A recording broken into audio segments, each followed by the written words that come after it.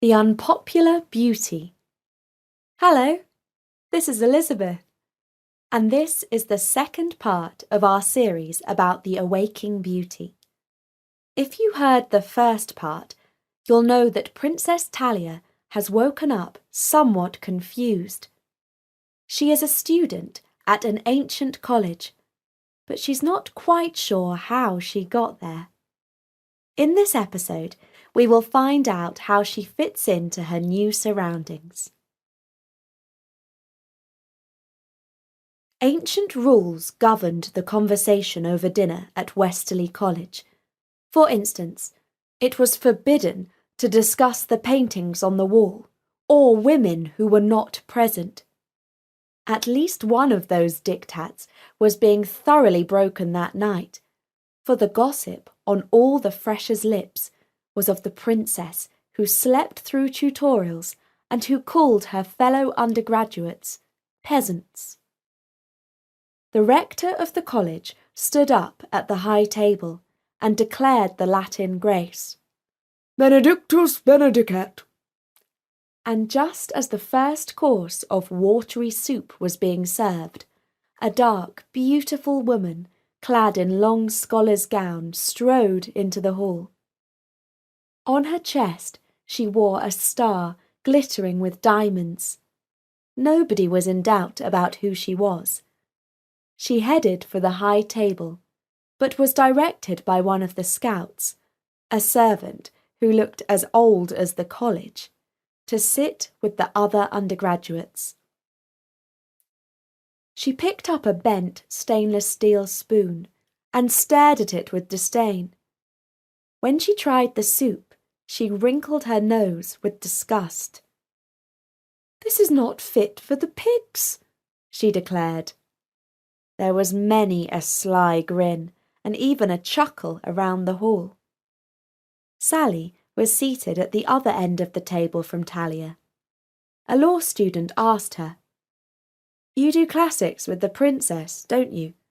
Is she as snooty as she seems?" "Not really," said Sally. "I think she's just lost. She's never had to mix with us commoners, I expect."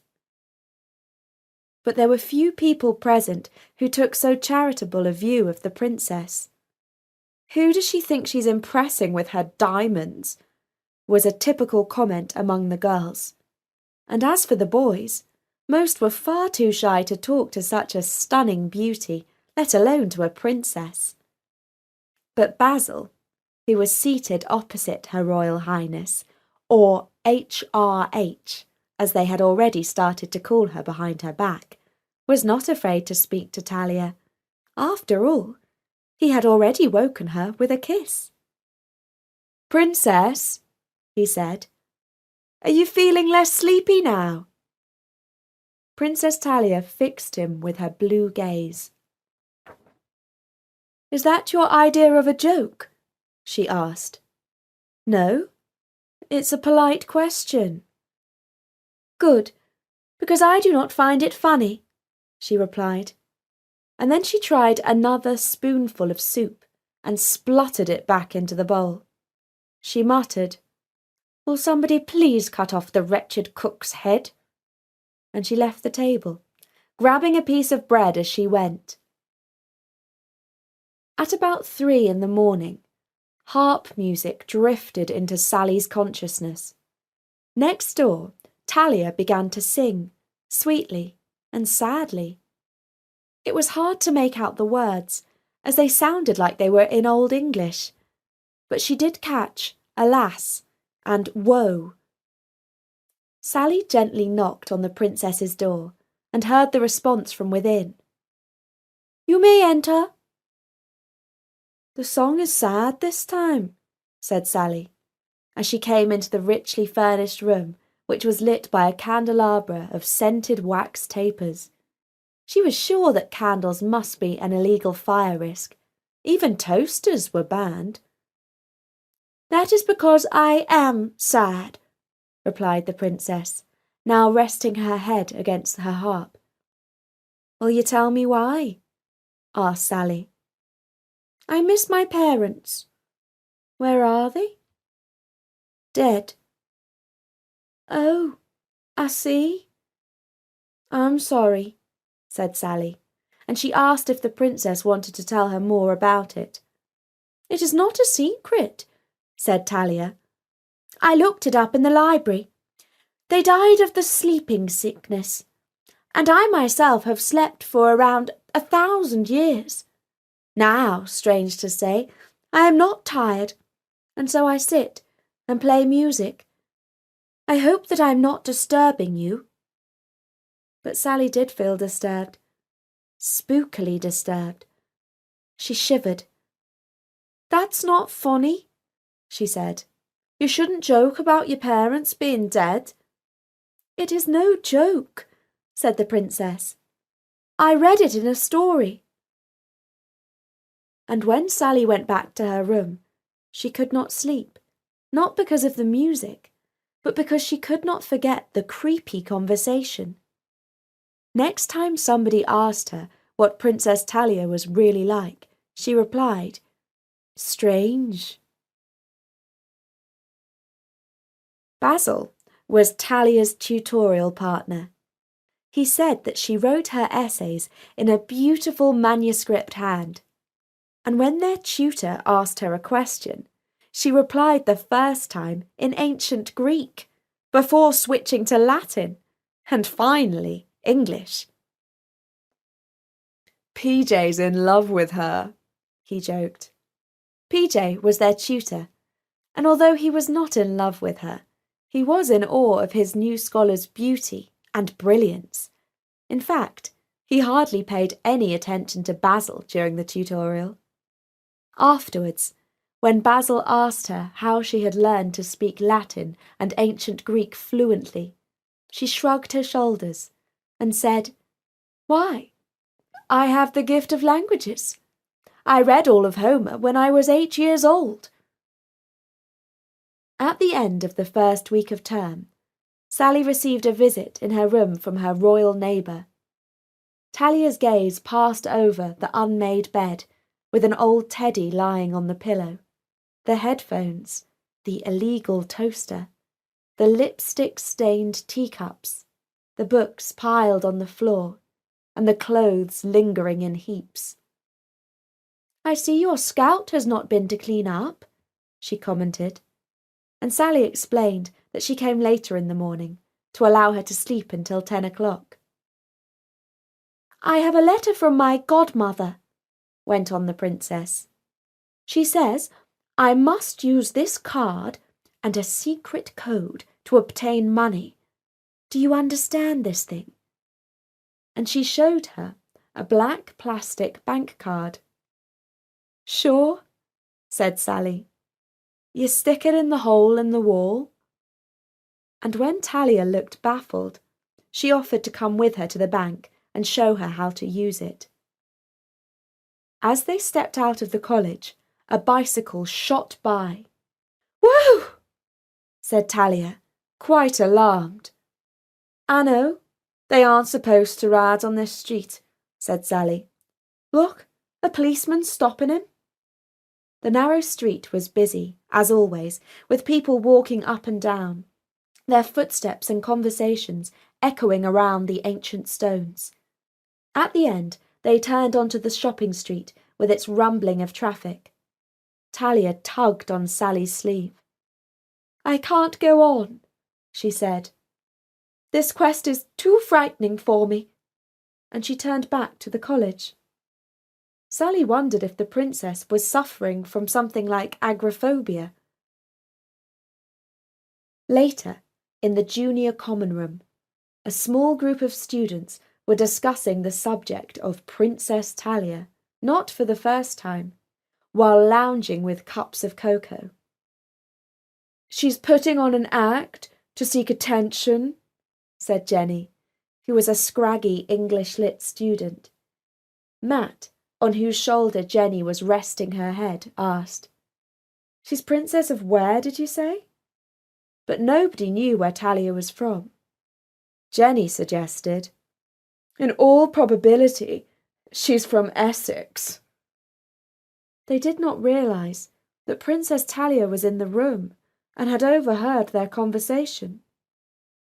"No, I am not from Essex," she said, as she loomed over them, richly dressed and bejewelled as usual. "I am from Wessex." "Oh, you're a Wessex girl," said Matt. "I would thank you not to be so rude to your betters," replied the princess. "And do not gossip about me, if you do not wish your tongue to be cut out." "Is she for real?" asked Jenny, when Talia was gone. "I'm afraid she is," said Matt. Princess Talia needed money to buy food, because she couldn't stand the stuff they served up in hall, but she was still terrified of stepping outside onto the street. Finally, she resolved her dilemma by entrusting her black bank card and her secret number to Sally, who withdrew £50 from the machine and then visited the covered market to buy walnut bread, pheasant pâté, Roquefort cheese, fresh plums, apricots, and other delicacies. She presented the basket of food and the remaining money in the form of a handful of coins and some smoothly rolled banknotes to Talia. The princess examined the notes with great curiosity. "This parchment is valuable?" she asked. "Are you sure?" "Why, yes," said Sally. "It's a £20 note." "And who is this?" asked the princess, pointing to the portrait of a lady on the note. "Why, the Queen." "I must meet her," said Talia with determination. "Will you arrange it for me, Sally?" Her eyes were full of such intensity that she seemed almost crazy. Sally, quite bemused, replied, "Sure, I'll just text Lizzie right now." She too was now wondering if Talia was for real. And when the next day Talia met her in the quad and demanded to know if the Queen had agreed to meet her, Sally couldn't help exclaiming that her friend must be off her head if she really thought that she could fix a tête-à-tête with the monarch. Talia flew into a rage and said, "Don't speak to me in that tone, as if I'm some sort of madwoman. It's quite clear that I can't rely on you to do the smallest thing for me. I'll ask somebody efficient to make this arrangement. In fact, I'll ask my godmother, even though I only do that as a last resort. But this is a last resort." Sally was quite shaken by this outburst. If it wasn't obvious that the princess was off her head, she would have been more angry with her. Anyway, it made an amusing story over dinner when she told Jenny and Matt that Talia expected to see the Queen. The following Friday, a sleek black car drew up into the back quad, and a smart man in a suit stepped out and went to fetch Talia from her room. The limousine brought her back the following afternoon. "I met your Queen," said Talia when she saw Sally, "but I didn't think much of her. Oh, she was perfectly polite, but she didn't seem to know who I was, and she couldn't help me one little bit. It was a waste of time. But at least I'm not afraid of automobiles anymore. In fact, now I've been inside one, I see that they are most convenient, and far better than a horse in every respect. I shall ask my godmother to make one available for me at all times." And after that, there was always a black car waiting in the quad for Princess Talia. She hardly ever used it, and the drivers, who worked in shifts, either slept on the back seat or took walks around the college. The students thought they were quite sinister. They never took their jackets off. And Basil reckoned that they packed guns in holsters under their arms. The black cars and the bodyguards were pretty convincing, even to the most sceptical scholars. Nobody in college now doubted that Princess Talia was for real, but who she really was remained a mystery. And that was the second episode in our new series, The Awaking Beauty. We'll be following Princess Talia through her time as a student at Westerly College, and we'll find out if the real princess manages to adjust to the real world. In the meantime, for now, from me, Elizabeth, goodbye.